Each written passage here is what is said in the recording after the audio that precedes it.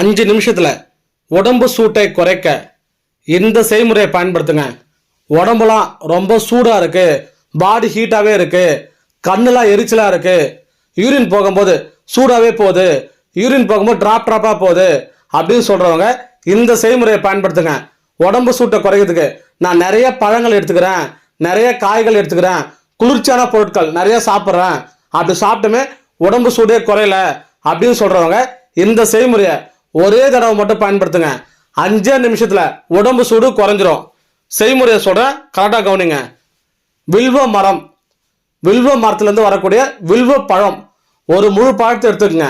மேலே இருக்கக்கூடிய அந்த ஓடை நீக்கிட்டு உள்ள இருக்க பழத்தை மட்டும் எடுத்து ஒரு மிக்சி ஜாரில் போட்டுருங்க. நல்லா மைய அரைச்சிட்டு தேவைன்னா கொஞ்சம் தண்ணி ஆட் பண்ணிக்கங்க. மறுபடியும் மைய அரைச்சிடுங்க.